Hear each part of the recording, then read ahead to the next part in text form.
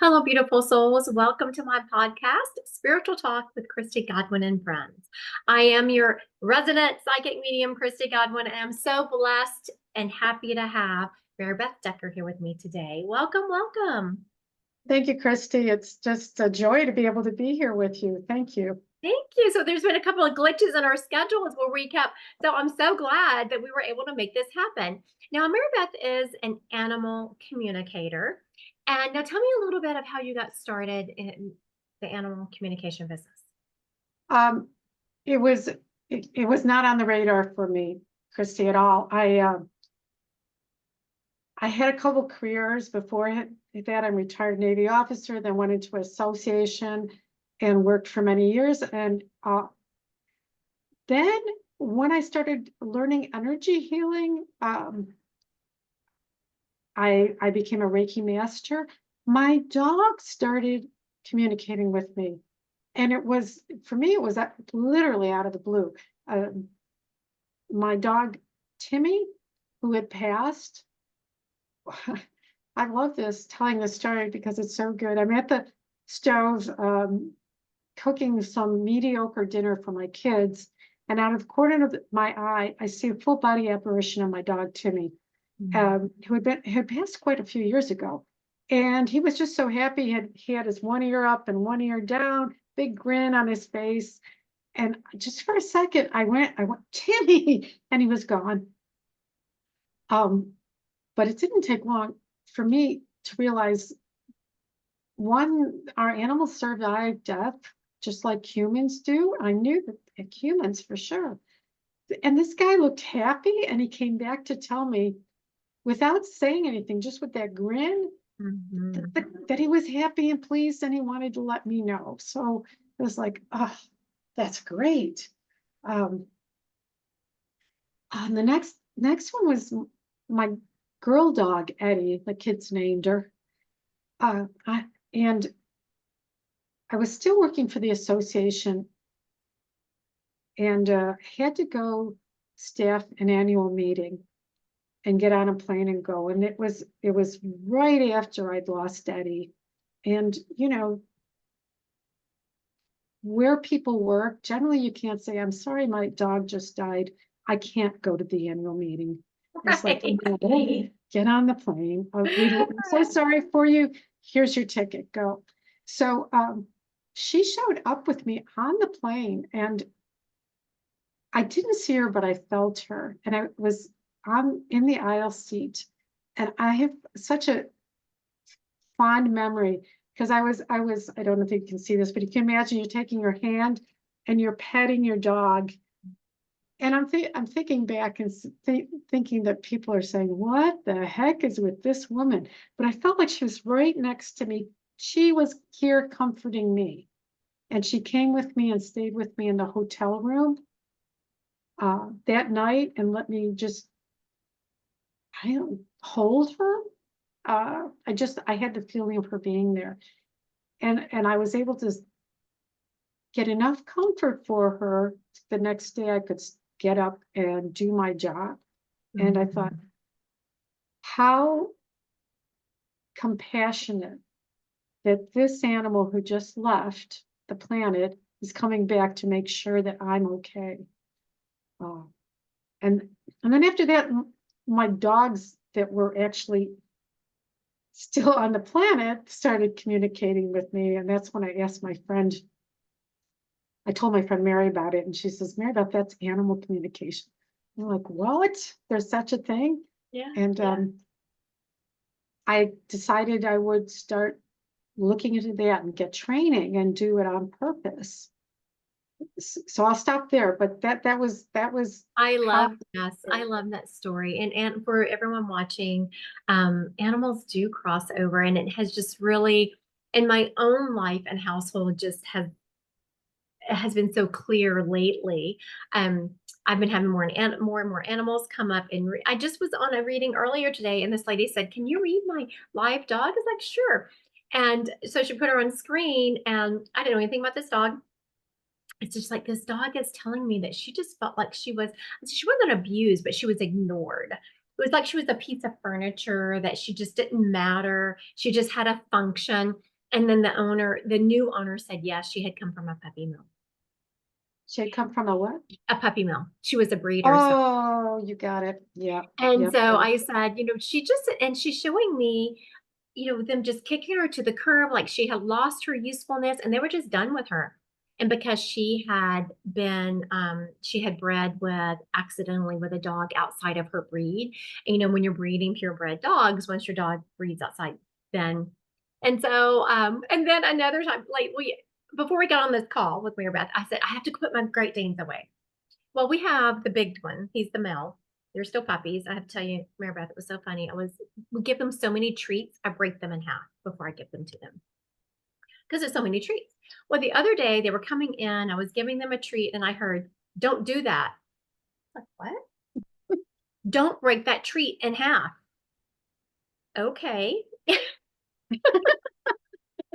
So my moral of the story is just pay attention. For everyone listening, pay attention. Honestly.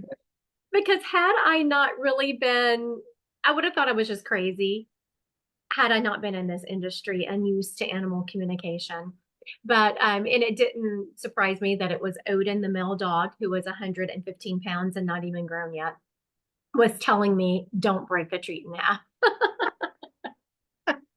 Now, if someone were to ask you about what is animal communication, what would your description of animal communication be? My description of it is that it's a form of it's telepathy. It's a mind-to-mind communication, and that means that I don't have to be physically with them. In fact, most of my stuff is with over Zoom over sessions, and it's been. I had one where it's just so funny to think about it now. The dog was, I'm in Virginia. The dog was in Canada, and the person who still was his guardian was, I think she was in Thailand. And so we could, she and I were talking, and I was connecting with the dog. And it's like you can, it's telepathic, it's mind to mind. You don't need to be there physically. And when I also say telepathic, for me, the brain and the mind uses all the senses that we use for the five senses we already have: the hearing, the scent, the visuals, physical feelings, emotions. All those are available. So it's not just like hearing words, but I'll see something or I'll feel something in my body. And this is in my mind's eye. The thing with Timmy with his eyes open, that was great for me. It hasn't happened like that since. I guess that was a kickstart. But what I say about that is, it seems to me that we start usually with a knowing, like something just pops in and you go, somebody asked you, how do you know that? I'm not really sure. I think that's part of it. And then you start to get the other information that comes through. And it seems also like we start with different strengths. That sometimes somebody will be really good at hearing things, somebody will be good at feeling things, and so there's a lot of ways of receiving the information. Absolutely. I do want to say that if anyone is what Maribeth is talking about is something we call the clairs. And it's Claire just means clear. So she's talking about clear hearing, clear knowing, clear vision. And if anyone's ever interested, on my website, Christy Godwin Psychic Medium, under the classes is a test. It's like 3 quick questions you can answer, and it will tell you what your strongest clair is. Because like Maribeth was just saying, you will start out with, you'll get information either feeling or clairvoyantly or knowing, and we call that your strongest clair. And so that's what she was just talking about. And she did so beautifully that everyone is so different. We might start out with the strongest clair, but be patient. The other ones are going to come follow suit. That's for sure. That's for sure. I've even had, I think because I love music, Yes. songs come through, and It's just so funny. So I listen to the title or whatever song, whatever version, and it always tells me something. And I think, wow, maybe we have a music lover on the other end too, or it's, Absolutely. Yes, yeah, yes, yes. Yeah, if you love music or the spirit or spirit dog loved music, they're frequently going to get to you through whatever their greatest love was. So if yeah, it was music, it's going to be that. If it was, flowers, you're going to see their favorite flower mhm, frequently. Whatever their love was is how they're going to get to yeah. you. Now, I love, when I was reading your information, it sounds like that you feel like everyone can do this. Do you feel like anyone can be an animal communicator? Yes, I think I'm like, I could be the poster child as like, this did not happen. From my knowledge, I came to me in later in life. And so some people are blessed with, and I know them and fantastic. Since they were little ones, stuff's been happening. I'm not sure I can say that. So I'm saying that we are all equipped in our both our physical bodies and our minds. All of the stuff is there. It's just learning how to use the connection, turn it on, practice. I, Yeah. I, I think of it as like playing the piano. So there are some Mozarts out there who were doing it at 3. And then there's the rest of us we still have the ability, we got the fingers, we can read, and we can learn how to do it. So for me, it's another skill that can I be love learned. that. You use Mozart. I use Michael Jordan as an analogy. I'll say, we all can out there get on the court and dribble the ball, but only a few Michael Jordans out there. And usually, I have found that comes with practice. Like anyone can do it. It just the more you practice anything, the better you are at it. And part of the reason is, okay, this is what I found out is there is a super logical side of us that says, oh, you made that up, you already knew Yes. it. Yes. And the more you practice and the more you get some kind of confirmation, Mhm. the intuitive side says, see, I told you so. Would you quiet down? Just let it come in, please. And it's like there's a negotiation going on between the logical side and No, the I agree. Absolutely. I have a master's in business. I taught college for many years. So that very analytical brain, and the more you're used to leaning onto the analytical brain, the less you have learned to lean into your intuition. And so it's that mind, being able to switch your mind from analyzing the tar, get into the analysis paralysis, being able to switch from that to, and you're right, once you start getting practicing and you start getting confirmations, then you learn to trust yourself more. Yes, yeah, yes. yeah. So now if someone is out there and they're thinking, I want to start communicating with my dog, I want to know what my dog is thinking. How would you, what's the basics of it? How would you tell them to get started?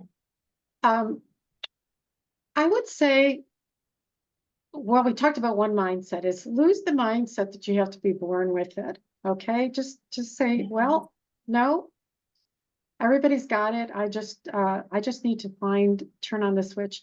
The other thing is another mindset is they're already intuitive. Our animals are already sending us information. And if you've ever had your dog or your cat or your horse or whatever stare at you intently, I know they're saying like, lovely human, I love you so much. Why aren't you hearing what I'm sending to you? Yes, Everybody yes, gets yes. it. Why don't you? So like, just know that half of the communication is already there. You just need to connect. I would say there's a couple ways to start. You can try and do it from a place of curiosity.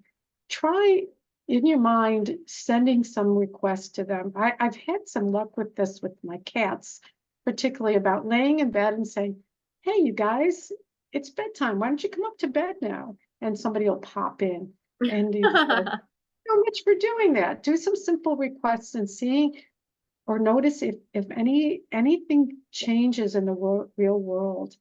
Um, and send it with that in your mind, like you're picturing, for me, the cat example, they're coming up the stairs, they're coming into the bedroom and they're jumping on the bed. or they're laying down on the floor, and you get the feeling of like, this would make me so happy. Please do that. And just wait and see what happens. Mhm. And then for receiving,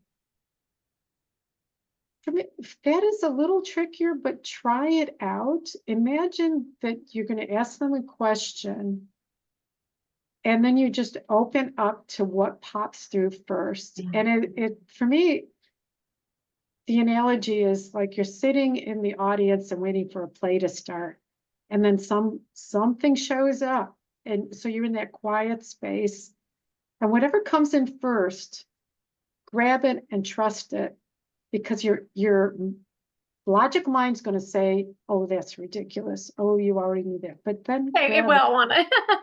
it's, it's going to beat it to the ground. Our logical mind is good at that. It is. So do that, try it, tell them thank you, and I'll take more of that, and see if you can build up that muscle. Yes. When I teach my classes, I say that it's like muscle memory. And the more you practice it, the better you get. And also, I would like to encourage people if they ask the question and they feel like they don't get the answer right away, let it go, but still be in that state of receiving. Because sometimes if we push too hard, if we try too hard, we create an energetic block with where's the answer? Where's the answer? With our anxiousness. That's true. Yes. That is, So whenever you have a pet, and this is going to be a sad subject to bring up, that is if they're in stages of life, how would you say animals feel about us giving them their rainbow crossing instead of just waiting for their time to be up here on Earth? yeah. Um, true. Let's see. With the animals that I have worked with and helped get ready for that rainbow crossing, Yes. I would say a couple things. I feel like they trust us. And the way I put it now is like when they chose us and decided to come into our lives, they gave us their medical power of attorney and said, all right, beloved human, I give you permission to make the decision for Yeah. me. I It's love part this. of our deal of being together. And I have not found that animals that I've checked with on the other side have any grudges. I just have not, especially if, and these are the people who are listening in. You've done it with love, you've Yeah. done it with concern, you've done it with looking for what's the best thing for them. They take that energy with them through to the other side. So one of the themes I'm saying this for is because the human in us says, what if I did it too early? What if I waited too long? What if I did some kind of medical stuff that they just hate it? Are they going to forgive me? Am I doomed? And the answer is no, because if you did it with love and caring and concern, um, all that other stuff, it does not seem to go with them. Absolutely. Yeah. I want to agree 1,000% with what Maribeth just said. I have brought through a ton of animals from the other side and I have brought through horses, cats, dogs, turtles, rabbits, you name it. And not one has been upset. They have been very gracious and loving towards their owner who, helped Yeah. them and made that decision for them. Yeah. Here recently, I had someone who was close to me have to take care of that with their dog, and it's a tough decision. The dog was having seizures, and you said you'll know when it's time. And when the last seizures the dog had, then she put her head on the person's shoulder, and she said she could tell. So your dog will let you know, or your cat, or your turtle, or your rabbit, if you're open to communication. And Yeah. what Maribeth said, when you do it with love, animals read energy. They can feel your love. They can, and it reminds me of whenever I read people and someone has been at their bedside when they've passed and they've given them permission to leave, saying, we'll be okay. I'll take care of mom, or whatever the comforting words are. Now, would your loved one pass anyway? Absolutely. But because you said those words with such love, it gives them, they just go to the other side. They go from love to love. Oh, I love that phrase. That is beautiful. And you do the same thing with your animals when you give them the rainbow crossing. You do it with such love, and they're surrounded with love. So they're Yeah, going from this huge bubble of love you created for them to heaven, which is love. that Love is, that's learning. it. Yeah, yeah. Um, what are some beliefs that you have found that get in the way of having such a strong bond with your animal? I know that you can always tell whenever your different friends come in. Well, all my friends are animal lovers, as you can imagine. But Yes. some people, and especially where I live in the Midwest in the summertime or in the winter, especially in the winter, people try to leave their dogs outside. That's where you feel this huge break in how people feel about dogs, because then you have everyone calling on these other people, like, bring your dog, because it's too cold. It gets really cold here. Yeah, yeah. But what do you think about people when they say, oh, it's just a dog. It's just a cat. It's just, Holy cow. right? I'm sorry, Maribeth. She's like, oh my goodness, she's asking me some hard questions. No, I've thought about that a lot. I mean, I go back and I've researched that. There's what's a philosopher who just said that animals are biological machines. They don't feel anything. And that was a belief system from like the 1600s, that you could do anything you wanted to them, because when they scream, that's just the biological system. There's nothing going on inside. And science, us compassionate people have known that that's a bunch of crap, but Right. science has also said, like, that's a bunch of crap. So we'll take it as, so they're not biological machines. They are embodied souls.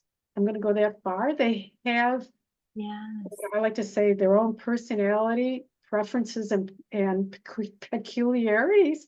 That's so true. Isn't it? Just like us. And they so that's one of the myths, is that there's nothing much going on inside. Like, they're only interested in, I've heard somebody say that, because I feed them. I'm like, really? That's as far you've taken the relationship. So they feel, they have emotions. Um, I've Some of my dogs have been, and they are dogs who we call rescue dogs, and they had anxiety and fear from all that. Mm. Those things like abandonment or feeling lonely, there's all that stuff going on with them. Luckily, Absolutely. grudges isn't one of them. That's a human thing, it seems to me. But the other stuff, that's all there. And so that myth that they're very like two-dimensional beings is, oh, you got me on my soapbox. I love it. I love your soapbox. I do. Okay, good. That is a myth, and you can check out the research because it's backing us up now. You know what? That's I love what you just said about animals have all those human emotions except for grudges. Isn't that? And I know one of my kids, as a teenager, she was still living at home, of course, and I adopted a rescue dog. And, that dog is now in her senior years, probably doesn't have much longer left on this planet just because she's so old now. mm, But she still is affected by some of the things that happened to her before yeah. we got her. Yeah. Yep. And anyone that said, I was doing a group event the other day, which is where I was at someone's home and there was a bunch of people there and all of a sudden I could just feel something like hitting the side of my head as I'm reading a person Yeah. who was in spirit. And I turned and their dog was laying there staring at me. So I stopped for a second and they're like, what? I said, does your dog have back problems? And she said, yes, she does. We've been trying to work with her. I said, she's in a lot of pain right now. So her human went and picked her up and like rubbed down her back and found where like the muscle was tight and rubbed that muscle for the next few minutes. And the next thing that dog is running around. That's it. Yeah. Yeah. And, for one thing, good on that owner for listening and so loving and empathetic to that dog. Made that dog feel so much better. And it wasn't just the fact that she was having her muscles rubbed. You could tell that this owner was doing it with such love. Yeah. Oh, yeah. Isn't that great? Oh, that dog could so feel that. It was just so beautiful. Very Now, if you were powerful. someone who it doesn't come naturally, maybe you were raised in a house where y'all only had outside dogs, no dogs weren't allowed in, you just were brought up in a house like that. And so now Mhm. you're an adult thinking that you want to increase your bond with your dog. What are some strategies you would tell people to use to increase their bond with their animal? I said dog, but I meant animal. I have I dogs. know. Yeah. Yeah. I got dogs and cats. You almost said it right at the beginning. I had to laugh. One of the things I tell people is don't treat your animals like animals like furniture. It's a really now you gave a really horrible example of the puppy mill, but we humans, we're so into our human stuff. We walk by our animals. I'm guilty. I'm doing a lot better since I decided to start saying this out loud. Stop and do something. Say hello to them, give them a little touch, look into their eyes. You don't have to spend tons of time, Mhm. but acknowledge them. And you're gonna reap so many rewards and love from them. Just being acknowledged. Um, and if they do come to you for acknowledgement, even if you can't, we do our human things, we cannot always stop what we're doing, but at least acknowledge it and say, I mean, my cat Mac, when he was around, he would come in and drop his little ball. He loved me to throw the ball and he would chase it. This is the cat, not the dogs. And he would drop it right in front of me right here. And sometimes I'd say, okay, Mac, give me a second, we'll go down and do it. But other times I would say, give me about 15 minutes and then we'll go. And he'd say, okay, I'll see you in 15. But the acknowledgement is there, is like, don't ignore them. Treat them like Right. beings that are in your house and want to connect with you. So that's Right. one easy one. Once you get it started. I mean, I'm so bad now. If I get up to go to the bathroom in the middle of the night and I'll touch somebody who's ever in the room as I go. Absolutely. Absolutely. I do want to remind everyone, and I will say it again towards the end of the podcast, and it will be in the verbiage, but you've done such a beautiful job with those strategies. If anyone wants to meet with Maribeth directly, her website is sacredgrove.com. And she does do Zoom calls. So no matter where you are in the world, you can have access to her. And she does have an Instagram and Facebook page. Instagram is her name, Maribeth Decker. Facebook is Spiritual Pet People, which I love that. I love that. Um, but also want to address what Maribeth just said about developing the bond with your dogs. It's just like humans, we like to be talked to. We like that communication. And so do it with your dogs or Yeah. cats or pets at all. I know a friend of mine has a story about when they were growing up, they had a fish, and a lot of people don't think of fish as being pet, actual pets. But she said that every time that at the same time every day she would feed this fish, drop a few things in. If she was ever late, she would look over at that fish and it would be coming up to the top, like, hello, hello. Right. If someone else walked by the fish tank, nope, fish would just keep swimming. If she walked by the fish tank, they would come over to the side because she would usually stop and talk to them. Yes, yes. I love that. And you know what, I've been watching the research on that, and they're telling us the fish are smarter than we thought they were too. So yay. Absolutely.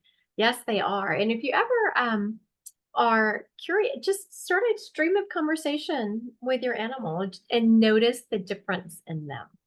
Yeah. I call it my love fest, where it's just me and them, and I look in their eyes and I tell them how much I love them and just see what I get back, and just to be with them fully. Absolutely. Yeah. So now, whenever you're communicating with your animal, I know that you've talked some about a heart connection. Can you explain that some? Yeah, I actually got a download about connecting through the heart. I call it my energetic green smoothie, but there's always we have a heart connection once we start that love. But there's also something you can do where you can do it on purpose. And I see it, especially if there's a family where there's lots of people involved in animals. You just see everybody around in the circle, and you see a beautiful green light going through everybody's hearts in the circle, coming back. And I hope this is what you were asking about. But you can enhance that heart connection through visualizing a beautiful green light and all that energy of love going through. And when you get that heart connection going and strengthening, I believe that will help the in telepathic communication. That's what I want to say. Absolutely. It Absolutely. really will. It's just because now the heart has intelligence too. Absolutely, it does. Yes. And so when you connect through the heart as well as the mind, you're getting it from two places.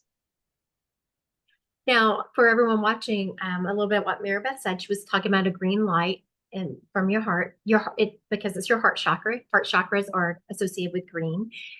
And so typically if you're working with your heart chakra, you're going to envision a green light. If you ever make a mistake and use a white light or a purple light or a pink light, it's okay. It's still going to work because you're just talking about this love vibration. But again, I use a green light. I teach a green light also because green is associated with the heart chakra. And I want to confirm also what Maribeth says is just, I mentor people, I teach them. I was mentoring someone just the other day, this week, on improving their readings. And the second I could feel them pop into their ego, their head, I was like, stop, stop, stop, bring the energy down to your heart, take a deep breath and spread it out. Because if you ever are anxious, you can feel yourself relax when you do that. Take a deep breath, drop into your heart and kind of spread it out. It's the same kind of thing when you're communicating with your dog. They can feel that. They can feel that love. Just like people. People say, oh, I'm not intuitive. Really? Have you ever walked into a room that somebody was just angry in or sad in and you instantly are like, oh, what happened here? What the heck, right? Yeah, you're reading the energy. Animals can read the energy coming off of you. And that's the reason I always say trust your animal. If your animal doesn't like someone, believe them. Yeah, I I'm heard not it. talking about someone like a dog who is just has had trauma and who is fearful of everything. But if you have a dog or a cat who usually loves everyone and then all of a sudden there's someone they don't like, pay attention. Yeah, I have a story about that somebody told me about it. Somebody who came in to do some work on the house and the dog went just nuts. Yeah. And everything was fine, but then they found later that the same guy was accused of doing some bad things to some people in another house. And like that dog knew it. That dog Yep. knew it. Kept him safe too. Absolutely, because there'll be times I will definitely, my dog, we live on a corner lot, my dogs will be out running, and they have a bark that is just like, hey, there's someone around, and they have a bark of, this is not a good person. And they don't get that very often in my neighborhood, but the other day I noticed a switch in their bark, and I was like, what is going on? And I looked, and there was someone who I hadn't seen before in my neighborhood walking the street. I was like, oh, Mm. isn't that interesting? Listen to your dogs because they can communicate. Just like I was telling you the changes in their barks. Yeah, They will tell you what's going on.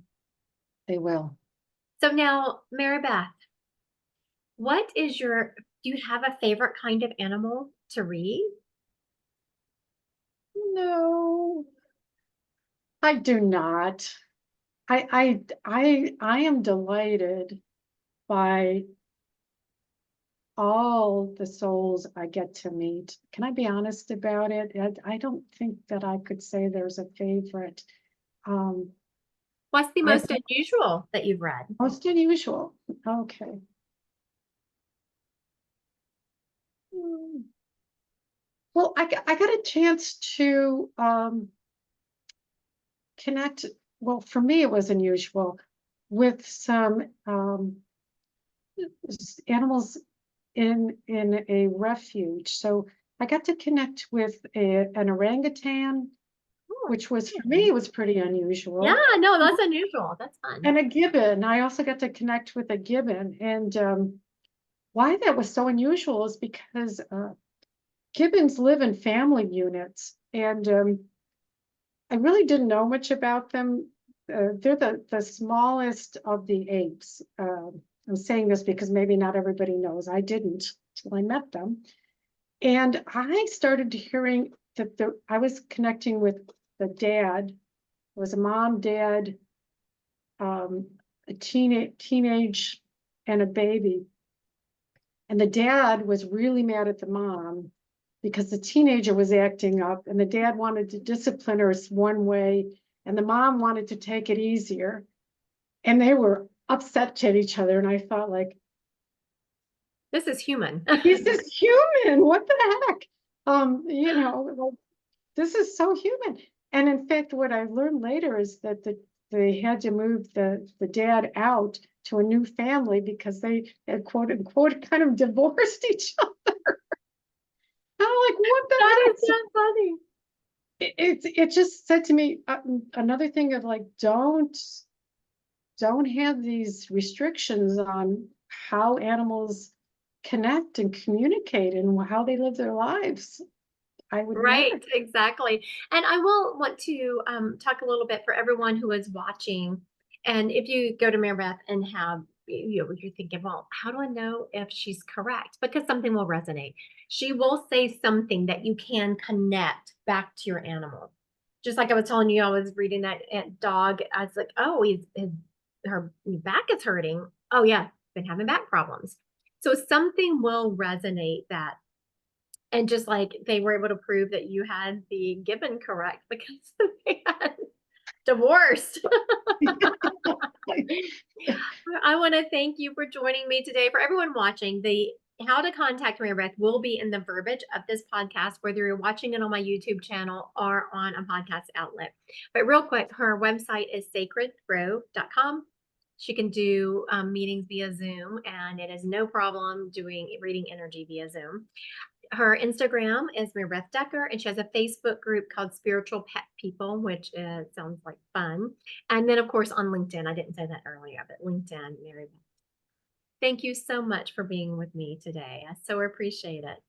Oh, same here. Thank you, Christy. All right, for everyone watching, I hope you have a blessed day.